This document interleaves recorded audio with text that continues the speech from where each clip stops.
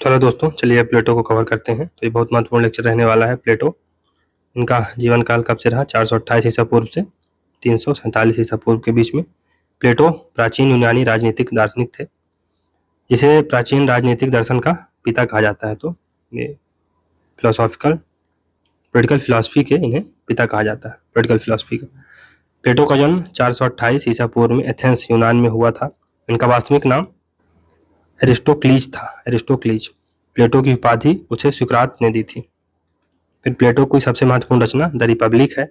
इसके अतिरिक्त प्लेटो ने the Statesman and the Laws नामक ग्रंथ लिखे हैं, जो आदर्श राज्य की बजाय व्यवहारिक राज्य की व्याख्या करते हैं। तो प्लेटो में आइडियल स्टेट की बात की जाती है, रिपब्लिक में, जबकि स्टेटमैन और लॉज जो उनकी पुस्तक है उनमें आदर्श राज्य की बजाय व्यवहारिक राज्य की व्याख्या यानी प्रैक्टिकल स्टेट की बात की जाती है। प्लेटो ने अपनी किताब क्रेटो में सुकरात को दिए गए विष के दौरान वार्तालाप का उल्लेख किया है। इसमें क्रेटो में प्लेटो के आदर्श राज्य की जनसंख्या 5040 है। प्लेटो की अध्ययन पद्धति दार्शनिक या निगमनात्मक है, यानी ये जो है ना, इनकी जो अध्ययन पद्धति है तो आइडियलिस्ट है, आइडियलिस्ट फिलोसॉफिकल या इसी को डिडक्टिव भी कहा जाता है ना, डिडक्टिव। प्लेटो ने राजनीति शास्त्र को नैतिकता का एक भाग माना है। तो डिडक्टिव पद्धति है सामान्य से विशिष्ट की ओर या समष्टि से व्यष्टि की ओर निष्कर्ष निकालना है। इसका मतलब जो डिडक्टिव पद्धति होती है उसमें हम जर्नल से पर्टिकुलर की तरफ जाते हैं, और जो इंडक्टिव पद्धति होती है, आगमनात्मक पद्धति होती है, उसमें हम विशिष्ट से समष्टि की ओर निष्कर्ष निकालते हैं। तो इसमें हम लोग पर्टिकुलर से जनरल की तरफ जाते हैं। अब ये डिडक्टिव और इंडक्टिव मेथड क्या है, ये आप लोग फर्स्ट पेपर में पढ़ ही चुके होंगे, तो इसको बहुत ज़्यादा एक्सप्लेन करने की जरूरत नहीं है। मेन है कि जो डिडक्टिव में हम लोग जनरल से पर्टिकुलर की तरफ जाते हैं और इंडक्टिव में पर्टिकुलर से जनरल की तरफ जाते हैं। स्टेटमेंट्स में सर्वोत्तम संभावित राज्य का उल्लेख किया गया। तो ये प्लेटो का सेकंड बेस्ट स्टेट है या सर्वोत्तम संभावित राज्य है। द लॉज में अपूर्ण मनुष्यों के बीच आदर्श शासन प्रणाली स्थापित करना संभव नहीं है। प्लेटो स्टेटमेंट्स में विधि के शासन की बात करते हैं, यानी रूल ऑफ लॉ की बात करते हैं। प्लेटो के अनुसार यूनानी नगर राज्य में 2 प्रकार के नगर राज्य पाए जाते हैं। चलिए रचनाएं देखते हैं। तो कि जो प्लेटो के सभी ग्रंथ संवाद शैली में लिखे गए, संवाद शैली में यानी डायलेक्टिकल मेथड में लिखे गए, डायलेक्टिक्स टाइप के हैं ये। कौन कौन से हैं? The Republic, the Laws, the Symposium, Socratic dialogue, Timaeus, the Statesman, मेनो,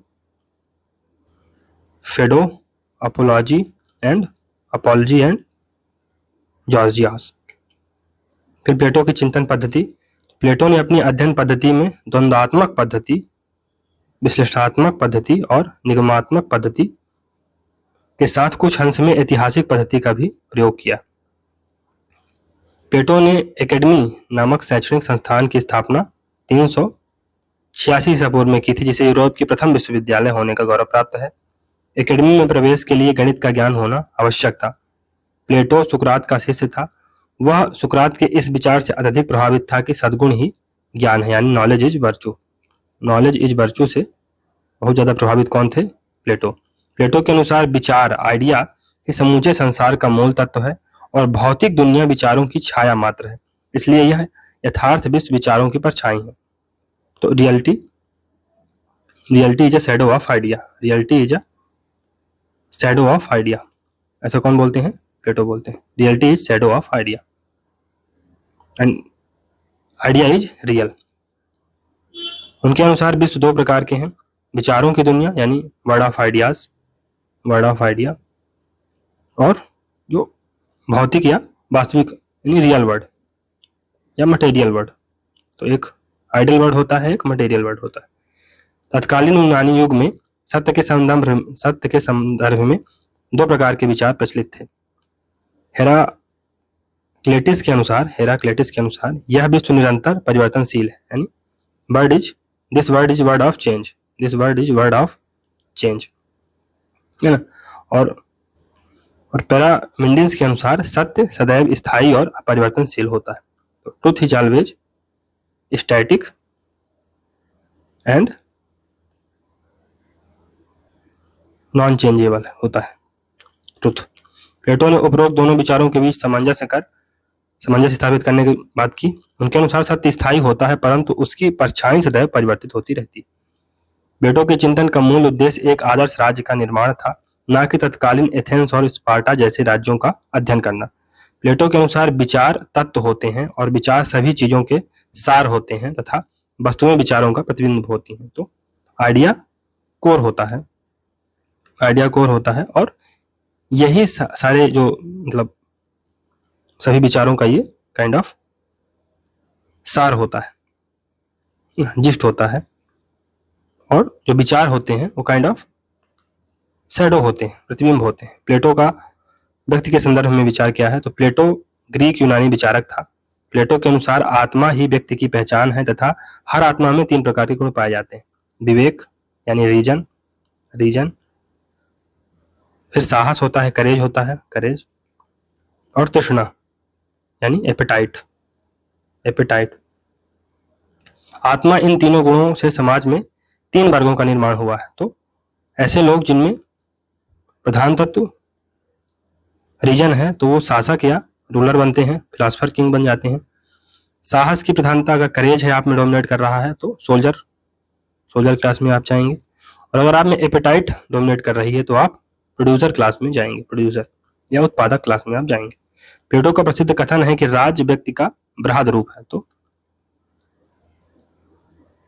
प्लेटो का क्या महत्वपूर्ण कथन है कि state is individual lit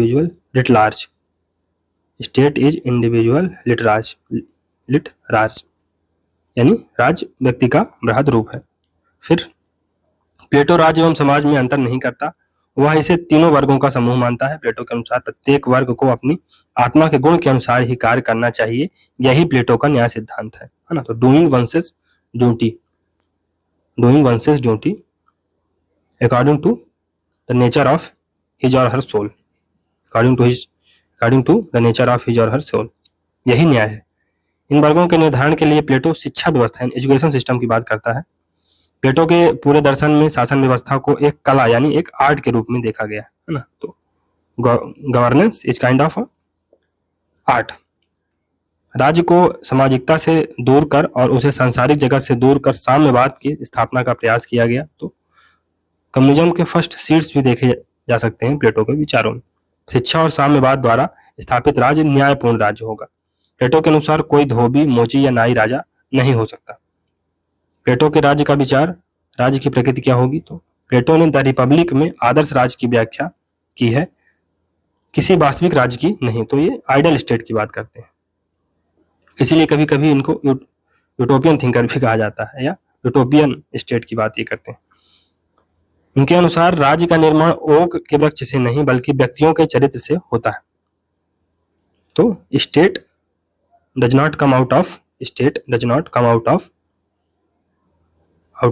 oak, rather it is shaped by the characters of your citizens। राज्य की प्रकृति आंगिक, जैविक एवं शावयवी है। प्लेटो ने व्यक्ति की अपेक्षा राज्य को प्राथमिकता दी है, तो प्लेटो स्टेट को ज्यादा इंपॉर्टेंस देता है। रिपब्लिक के प्रधान पात्र हैं पॉलीमार्कस, एडिमेंटस और ग्लोकोन। राज्य की उत्पत्ति, राज्य एक प्राकृतिक संस्था यानी स्टेट एक नेचुरल इंस्टीट्यूशन है, यह विकास का परिणाम है। तो यह it is a result of development, यह एक स्वाभाविक संस्था है। प्लेटो के अनुसार राज्य नैतिक है। प्लेटो के राज्य में विधि और दंड को कोई स्थान प्राप्त नहीं है। प्लेटो का राज्य नैतिक इसलिए है क्योंकि वह एक दार्शनिक राजा द्वारा शासित होता है जो वास्तविकता को देखता है। प्लेटो की शासन प्रणाली है विवेकशील अधिनायकवाद कहलाती है, यानी काइंड ऑफ डिस्पोटिज्म की बात करता है। कौन? प्लेटो। बेनोवोलेंट डेस्पोटिज्म की बात करता है प्लेटो का न्याय सिद्धांत, तो प्लेटो के अनुसार प्रत्येक व्यक्ति को अपना अपना हक दिलाना ही न्याय है। प्लेटो के अनुसार न्याय सिद्धांत व्यक्ति की आत्मा का गुण है। प्लेटो प्रथमतः तत्कालीन यूनानी समाज में प्रचलित न्याय सिद्धांत का खंडन करते हैं, जिसका प्रतिपादन सोफिस्ट पोलीमार्कस, थ्रेसिमेकस, ग्लूकोन ने किया था। प्लेटो ने संवाद शैली में रिपब्लिक लिखते हुए न्याय की सोफिस्ट धारणा का पूर्णतः खंडन किया। बार्कर के अनुसार प्लेटो ने व्यक्तिवादी, अणुवादी और भौतिकवादी न्याय की मान्यता का पूर्णतः खंडन किया।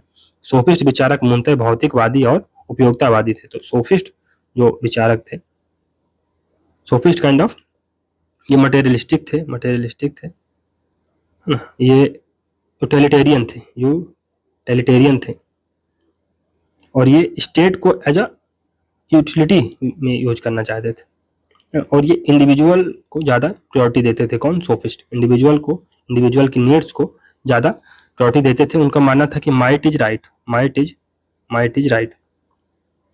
सोफिस्ट इस बात पर विश्वास करते थे। इनके जो काइंड ऑफ एक क्रिटिक के रूप में प्लेटो ने अपने न्याय के सिद्धांत को डेवलप किया। सोफिस्ट विचारकों में कैफिलॉस के अनुसार सत्य बोलना, वर्ण चुकाना ही न्याय है। प्लेटो ने इस मान्यता का खंडन किया और प्लेटो के अनुसार सत्य का पूर्ण ज्ञान परंपराओं और प्रथाओं से प्राप्त नहीं होता, लेकिन प्रत्येक परिस्थिति में सत्य बोलना न्यायपूर्ण नहीं होता है। तो सोफिस्ट विचारक में जो कैफिलॉस है वो क्या कहते हैं? सत्य बोलना और ऋण चुकाना ही न्याय है। प्लेटो कहते हैं कि प्रत्येक स्थिति में सत्य बोलना और ये न्यायपूर्ण नहीं हो सकता है। पॉलीमार्कर के अनुसार शत्रु के साथ शत्रुता एवं मित्र के साथ मित्रता ही न्याय है। प्लेटो के अनुसार न्याय की संकल्पना व्यक्तिवादी चिंतन पर आधारित है, जिसमें व्यक्ति अपने स्वार्थ के आधार पर कार्य करते हैं। प्लेटो के अनुसार स्वार्थ के आधार पर कार्य करना न्याय नहीं है, जबकि अपने नैतिक दायित्वों का पालन करना ही न्याय है। थ्रेसिमाइकस ने न्याय की अमूलवादी धारणा प्रस्तुत करते हुए कहा कि शक्तिशाली व्यक्ति का हित ही न्याय है, यानी justice is the interest of strong, अतः शासकों का स्वार्थ एवं भलाई ही न्याय है, जबकि प्लेटो के अनुसार समूचे समाज की भलाई ही न्याय है, किसी व्यक्ति विशेष या वर्ग मात्र की नहीं। प्लेटो के अनुसार शक्तिशाली व्यक्ति की बजाय न्यायपूर्ण व्यक्ति का महत्व ज्यादा है तथा एक अन्यायी व्यक्ति की बजाय एक प्रसन्न व्यक्ति का महत्व ज्यादा है। ग्लूकोन के अनुसार न्याय मनुष्यों के परस्पर समझौते का परिणाम है। उसके अनुसार न्याय अशक्त व्यक्तियों की आवश्यकता है। ग्लूकोन की मान्यता हाब्स के समान प्रतीत होती है। तो ये काइंड ऑफ जस्टिस इज, ग्लूकोन क्या बोलते हैं? Justice is the interest of weak, not strong, is the interest of weak. Plato इस मान्यता का खंडन भी करते हुए कहते हैं कि न्याय बाह्य नहीं बल्कि आंतरिक होता है। तो justice is not something which is external or externally found. No, it is internal. It is situated in your heart. It is situated in your soul. यह कृत्रिम रूप में निर्मित नहीं हो सकता है, जबकि यह मानव आत्मा की शर्त है। तो it is situated on your soul. इसका निर्माण शिक्षा के द्वारा ही संभव। न्याय के दो पहलू होते हैं, कौन कौन से? व्यक्तिक स्तर पर और सामाजिक स्तर पर। तो पर्सनल लेवल पर न्याय क्या है और सोशल लेवल पर न्याय क्या है, ये महत्वपूर्ण है। तो व्यक्तिक स्तर पर न्याय आत्मा के तीनों गुणों में सामंजस्य ही न्याय है। तो अगर आप में रीजन, करेज और एपेटाइट तीनों की मात्रा संतुलित है, तो यही न्याय है। साहस, वासना एवं विवेक द्वारा निर्देशित होते हैं। सामाजिक स्तर पर न्याय समाज के तीनों वर्गों द्वारा अपने कर्तव्यों का निष्पादन करना तथा दूसरे कार्यों में हस्तक्षेप न करना। तो non interference and doing once duty is what justice is. तो जैसे रीजन हुआ, तो रीजन से किंग बनते हैं, फिलोसफर किंग बनते हैं। करेज से सोल्जर बन जाते हैं, इसके पास करेज डोमिनेट करता है। एपेटाइट में आप फार्मर या क्रूसर क्लास में जाते हैं। तो अब ये जो क्लास में आप आ गए हैं, तो अगर आप अपने क्लास के कार्यों को पूरा कर रहे हैं, अपने क्लास के जो आपको दायित्व दिए गए हैं उसको पूरा कर रहे हैं, तो यही सामाजिक स्तर पर न्याय है। प्लेटो के विचार की केंद्रीय रचना द रिपब्लिक है, जिसका उपशीर्षक न्याय से संबंधित है। तो रिपब्लिक का जो उपशीर्षक है, सब टाइटल है क्या है, कंसर्निंग जस्टिस। तो इससे ही पता चल जाता है कि जस्टिस के बारे में प्लेटो कितना ज़्यादा कंसर्न थे, कितना ज़्यादा उन पर अहमियत देते थे। प्लेटो का न्याय कर्तव्य पर आधारित है, तो ड्यूटी पर आधारित है, जबकि आधुनिक न्याय की संकल्पना अधिकारों पर आधारित है। तो जो मॉडर्न कॉन्सेप्ट ऑफ जस्टिस है वो राइट की बात करता है, राइट की, लेकिन जो प्लेटो का कॉन्सेप्ट ऑफ जस्टिस है वो ड्यूटी की बात करता है, ड्यूटी की बात करता है। प्लेटो के न्याय का उद्देश्य समाज के तीनों वर्गों में सामंजस्य स्थापित करना है, जबकि आधुनिक न्याय व्यक्ति के अधिकारों की रक्षा पर आधारित है। प्लेटो का न्याय नैतिकता से परिचालित है, जबकि आधुनिक न्याय विधि द्वारा परिचालित है। प्लेटो के विचार में स्वतंत्रता, समानता या अधिकार की कोई संकल्पना नहीं है। प्लेटो द्वारा रिपब्लिक में बताए गए सरकार के विभिन्न रूप, तो अभिजात तंत्र, सैनिक तंत्र, धनिक तंत्र, प्रजातंत्र और निरंकुश तंत्र। शासन प्रणाली, तो प्लेटो ने लोकतांत्रिक शासन प्रणाली को शासन का भ्रष्ट रूप माना है। तो ये most corrupt form of government Plato मानते हैं डेमोक्रेसी को। क्यों? क्योंकि जो उनके शिष्य थे, सॉरी उनके जो गुरु थे सुकरात, उनको जब मारा गया था तो उस समय डेमोक्रेसी के ही मतलब डेमोक्रेसी का ही रोल था, मतलब लोग डेमोक्रेसी में ही रूल कर रहे थे। तो काइंड ऑफ प्लेटो ने एक हेट्रेड डेवलप कर लिया डेमोक्रेसी के प्रति। उनके अनुसार राजतंत्री शासन प्रणाली सर्वश्रेष्ठ है, तो मोनार्की को सर्वश्रेष्ठ मानते थे। प्लेटो के अनुसार शासन एक कला है, तो गवर्नेंस या गवर्नमेंट इज एन आर्ट। उसने दार्शनिक राजा का समर्थन किया है। सेवाइन ने प्लेटो के दार्शनिक राजा को प्रबुद्ध अधिनायकवादी या प्रबुद्ध अधिनायकवाद कहा है, तो बेनोवलेंट डिस्पोटिज्म। विधि, तो प्लेटो के अनुसार दार्शनिक राजा का विवेक किसी भी विधि या अध्यादेश से ज्यादा महत्वपूर्ण है। तो फिलोसफर्स के लिए विधि या रूल कोई मायने नहीं रखता है। प्लेटो ने विधि को अज्ञान माना है। उसने गुफा की उपमा का प्रयोग करते हुए कहा कि जो व्यक्ति गुफा में रहता है वह आग के प्रकाश को ही वास्तविक प्रकाश मानने लगता है, जबकि वास्तविक प्रकाश सूर्य का प्रकाश है। इसलिए प्लेटो ने परंपरा, प्रथा एवं विधि सभी को अज्ञान माना। प्लेटो ने अपनी बाद की रचना the statesman and the laws में विधि के महत्व को स्वीकार किया है, लेकिन प्लेटो ने अपनी सबसे महत्वपूर्ण रचना द रिपब्लिक में विधि और दंड का उल्लेख नहीं किया है। प्लेटो ने द रिपब्लिक में विधि की बजाय शिक्षा पर बल दिया और दंड की बजाय साम्यवाद पर ज्यादा महत्वपूर्ण उसको माना है। प्लेटो के विचार में राज्य एवं समाज में कोई अंतर नहीं किया गया है, इसलिए प्लेटो के विचार में संप्रभुता का विचार नहीं, तो सोवरेनिटी की बात नहीं करते हैं कौन, प्लेटो। शिक्षा का सिद्धांत, तो बार्कर के अनुसार प्लेटो की शिक्षा प्रणाली उसके न्याय सिद्धांत का तार्किक परिणाम है। रूसो ने द रिपब्लिक को शिक्षा पर लिखा गया सर्वश्रेष्ठ ग्रंथ माना है। बार्कर के अनुसार द रिपब्लिक मानव जीवन के संपूर्ण दर्शन के विवेक का प्रयास है। यह केवल शिक्षा, मनोविज्ञान या दर्शन पर रचना नहीं है। प्लेटो ने शिक्षा का उद्देश्य बताते हुए कहा है कि अज्ञान से ज्ञान तथा अंधकार से प्रकाश की ओर यात्रा ही शिक्षा है। शिक्षा का उद्देश्य विचारों एवं आत्मा का ज्ञान प्राप्त करना है। शिक्षा के चरण, तो प्राथमिक जो शिक्षा होगी जो 10 वर्ष से 20 वर्ष तक जारी होगी तथा इसमें संगीत एवं व्यायाम शिक्षा की वस्तु है ना, विषय वस्तु होगी। द्वितीय चरण की शिक्षा 20 से 30 वर्ष के बीच होगी, इसमें गणित, ज्योतिषी, ज्यामिति की शिक्षा दी जाएगी। शिक्षा का तृतीय चरण जिसमें 30 से 35 वर्ष का होगा, जिसमें दर्शन शास्त्र की शिक्षा दी जाएगी। कार्य का विभाजन या एवं विशेषीकरण, तो specialisation, division of work and specialisation. तो जो शिक्षा के प्रथम चरण में असफल होगा उसे उत्पादन का कार्य सौंप दिया जाएगा, तो वो फर्स्ट टेस्ट होगा जब 20 साल की उम्र में, अगर उसमें जो व्यक्ति फेल हो गया तो उसे प्रोड्यूसर क्लास में डाल दिया जाएगा और जो आगे बढ़ जाएंगे उनको फिर से टेस्ट देना पड़ेगा। जो शिक्षा के द्वितीय चरण में असफल होंगे उन्हें सैनिकों का कार्य, तो नेक्स्ट जब एग्जाम होगा और जो उसमें फेल हो गए तो अब वो लोग फिर सोल्जर बन जाएंगे और नेक्स्ट लोग फिर प्रमोट कर दिए जाएंगे आगे। जो शिक्षा के सभी चरण में सफल होंगे वह दार्शनिक राजा होंगे।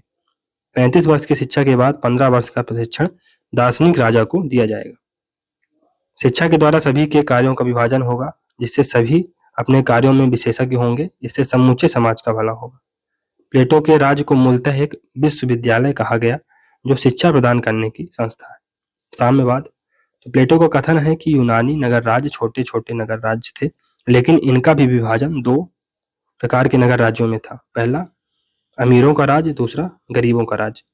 प्लेटो के साम्यवाद का उद्देश्य शासन वर्ग को संपत्ति और परिवार के मोह से मुक्त करना था, जिससे वे अपने उद्देश्यों को बिना किसी बाधा के पूरा कर सकें।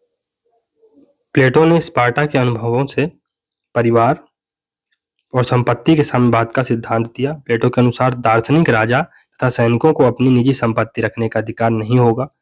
इन दोनों वर्णों को अपनी पत्नियों को भी रखने का अधिकार नहीं होगा, अतः इनका कोई अपना परिवार नहीं होगा। आधुनिक साम्यवाद और प्लेटो के साम्यवाद में क्या अंतर है?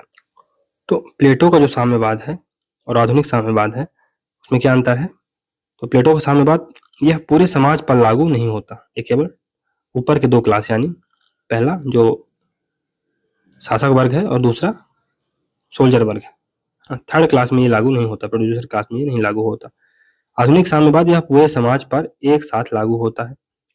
यह पूरे राज्य को सशक्त बनाना चाहता है। तो ये जो प्लेटो का साम्यवाद है ये राज्य को सशक्त बनाना चाहता है ना, पूरे राज्य को सशक्त बनाना चाहता है। बल्कि जो आधुनिक साम्यवाद है यह वर्गहीन और राज्य विहीन समाज है ना, तो स्टेटलेस एंड कास्ट है ना, क्लासलेस सोसाइटी की बात करता है, जो है ना मॉडर्न कम्युनिज्म है। यह नैतिक साम्यवाद की कल्पना पर आधारित है, तो ये मोरल कम्युनिज्म की बात करता है। और यह आर्थिक साम्यवाद यानी इकोनॉमिक कम्युनिज्म की बात करता है। मैक्सी ने प्लेटो को पहला कल्पनालोकी विचारक कहा, तो ये यूटोपियन थिंकर है, यूटोपियन थिंकर। ऐसा किसने कहा है? मैक्सी। प्लेटो सबसे पहला व्यवस्थित राजनीतिक सिद्धांतकार है। प्लेटो की आलोचना तो कार्ल पॉपर ने अपनी रचना the open society and its enemies कब आई? 1945 में। Open society and its enemies में प्लेटो को मुक्त समाज का शत्रु कहा है। कार्ल पॉपर के अनुसार प्लेटो, हीगल और मार्क्स मुक्त समाज के शत्रु हैं। इसलिए प्लेटो को सर्वाधिकारवाद का दार्शनिक प्रणेता कहते हैं। मैक्सी ने प्लेटो को पहला कल्पनालोकी विचारक यानी यूटोपियन थिंकर कहा है। हन्ना अरेंट ने प्लेटो को फांसीवाद का दार्शनिक प्रेरक कहा। तो ये फांसीवाद यानी फासिज्म का काइंड ऑफ ये सपोर्टर था। कौन? प्लेटो। ऐसा कौन मानते हैं? हन्ना अरेंट मानती हैं। प्लेटो और फांसीवाद तो कार्ल पॉपर ने प्लेटो को पहला फांसीवादी कहा। प्लेटो और फांसीवाद में कई समानताएं एवं असमानताएं। समानताएं कौन कौन सी हैं? प्लेटो और फांसीवाद दोनों राज्य को नैतिक व सर्वशक्तिमान संस्था मानते हैं। दोनों का यह मानना है कि राज्य ही व्यक्ति की सबसे बेहतर भलाई कर सकता है। फांसीवादी राज्य में विधि और संविधान पर कोई प्रतिबंध नहीं है। प्लेटो ने भी स्पष्ट कहा है कि दार्शनिक राजा का विवेक किसी भी विवेक या अध्यादेश से महत्वपूर्ण होता है।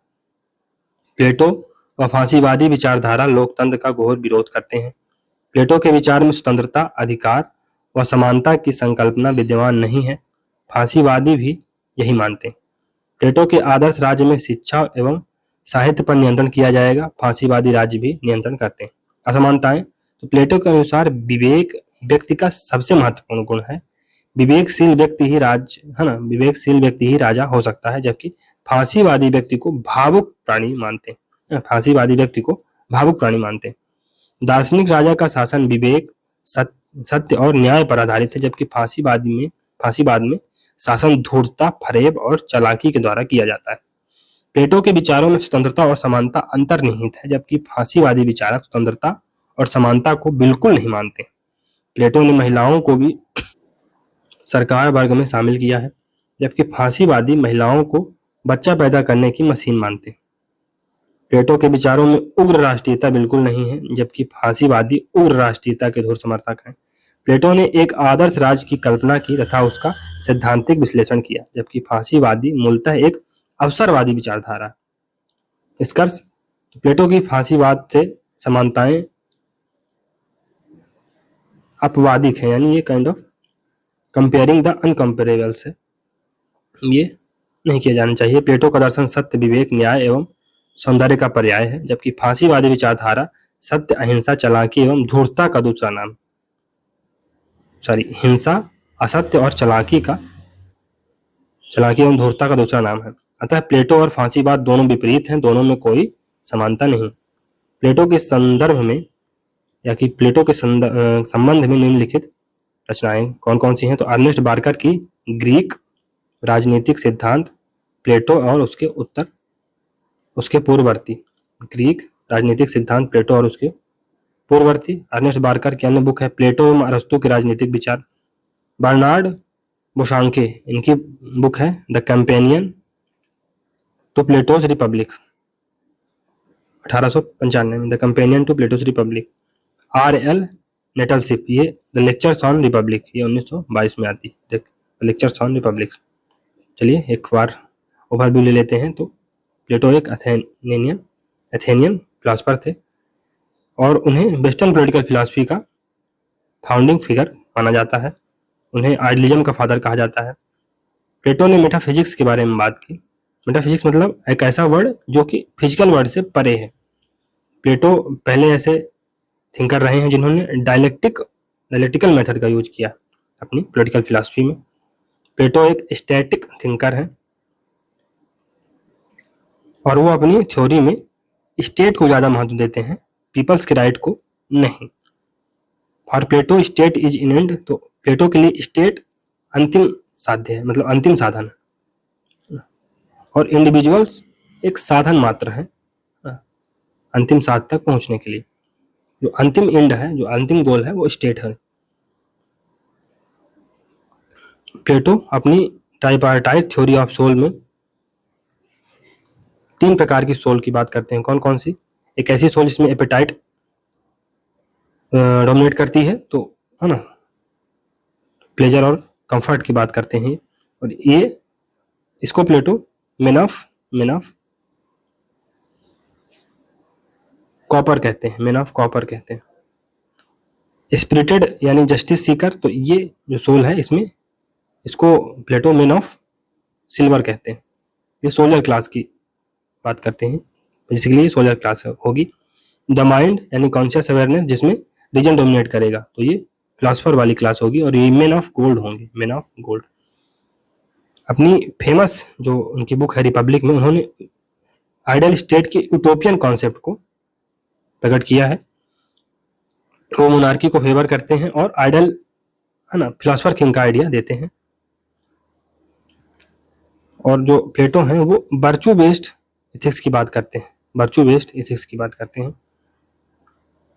और प्लेटो के अनुसार केवल नॉलेज ही एकमात्र वर्चू है। हैप्पीनेस और well being is the highest aim of moral thought and conduct, and virtues are requisite skills and disposition needed to attain it. Plato's idea of justice based on ordered society will work on one man, one work, one class, one duty. तो ये जो idea of justice है प्लेटो का, वो one man, एक व्यक्ति का एक कार्य होगा, है ना, उसकी एक क्लास होगी, पर्टिकुलर क्लास से वो बिलोंग करेगा और उसकी एक ड्यूटी होगी। तो एक मैन फॉर एग्जांपल फार्मर है, तो उसका काम क्या होगा? प्रोड्यूस करना। उसकी एक क्लास होगी, वो प्रोड्यूसर क्लास से होगा, उसकी ड्यूटी क्या होगी? प्रोड्यूस करना। He was famous for his idea on communism, तो कम्युनिज्म ऑफ वाइब्स और प्रॉपर्टी की बात करते हैं और इसके लिए फेमस थे। उन्होंने सोल्जर क्लास और साथ ही साथ सोल्जर क्लास के साथ साथ जो फिलासफर क्लास है उसके लिए प्राइवेट प्रॉपर्टी और फैमिली को अबॉलिश करने की बात करी है। ऐसा क्यों वो करते हैं? क्योंकि जो प्राइवेट प्रॉपर्टी है और फैमिली है, ये नेपोटिज्म, फेवरेटिज्म और फैक्शनिज्म को प्रमोट करती है। प्लेटो क्लास बेस्ड जस्टिस पर विश्वास करते हैं और उनका मानना है कि every class has their own work to do and their categories are quite rigid and that they can not move from their class, that is why it is immovable class structure. तो class structure immovable है ना, class structure. तो प्लेटो दोस्तों अपनी पुस्तक the laws में एक nocturnal council की डिस्कस करते हैं। तो नॉक्टर्नल काउंसिल क्या है? तो ये एक्चुअली में एलीट ग्रुप है, एल्डर्स लोगों का, जिन्होंने अपनी बर्थ को सिद्ध कर दिया है ऑनर्स और विदेश में ट्रेवल करके, और जो उन्होंने विदेश में ट्रेवल करके नॉलेज गेन किया है उसके माध्यम से और ऑनर्स को जीत कर उन्होंने अपनी वर्थ को प्रूव कर दिया है। तो ऐसे एल्डर्स लोगों की ये काइंड ऑफ एक एलीट ग्रुप है जिसे नॉक्टर्नल काउंसिल कहा जाता है। फिर प्लेटो ने एक स्कूल जिसका नाम एकेडमी था फाउंड किया, एकेडमी। रिपब्लिक में प्लेटो मिस ऑफ मेटल की बात करते हैं। इसका क्या मतलब है कि मदर नेचर ने सभी ह्यूमन बींग्स को डिफरेंट मेटल से बनाया है जो कि उनके सोशल स्टैंडिंग को दर्शाता है। फॉर एग्जाम्पल गोल्ड तो ये मैन ऑफ रीजन होंगे, सिल्वर मैन ऑफ करेज होंगे, ब्रोंज मैन ऑफ एपेटाइट होंगे। उन्होंने एलेगरी ऑफ केव की भी थ्योरी को प्रेजेंट किया है और उन्होंने एलेगरी ऑफ केव को तो प्लूटो ने एलेगरी ऑफ केव के माध्यम से ये दर्शाया है कि हमारे नेचर पर एजुकेशन का क्या प्रभाव पड़ता है। जब हम एजुकेटेड हो जाते हैं तब हम कैसे व्यवहार करते हैं, हमारा नेचर कैसे हो जाता है, और जब हमारे पास एजुकेशन नहीं होती है, लैक ऑफ एजुकेशन होती है, तब हमारा कैसे व्यवहार होता है। इसको उन्होंने एलेगरी ऑफ केव के माध्यम से डिस्क्राइब किया है। सोक्रेटिस के जो डायलॉग हैं तो अपोलॉजी है, क्रीटो है, एंथ्रीप्रो है, लेसिस है, लाइसिस है, चार्मिट्स है, प्रोटोगोरस है। तो ये महत्वपूर्ण सोक्रेटिक डायलॉग है। अदर वर्क कौन कौन से हैं प्लेटो के? तो सिम्पोजियम है, फेलिबस है, टाइमस है, मेनो है, गॉर्जियाज है, एंथीडेमस है, क्रेटिलस है, लेसर हिपियास, ग्रेटर हिपियास, आयोन एंड मेनेजेनस, फिर फीडो और फीड्रस। ये महत्वपूर्ण इसके अदर वर्क हैं। प्लेटो के जो मेन वर्क हैं तो रिपब्लिक है जिसे 375 बीसी में लिखा जाता है, फिर स्टेटमैन है जिसे 367 से 361 बीसी के बीच में लिखा गया, द लॉज ये 347 बीसी में लिखा गया, और अपोलॉजी है ये 399 बीसी में लिखा गया।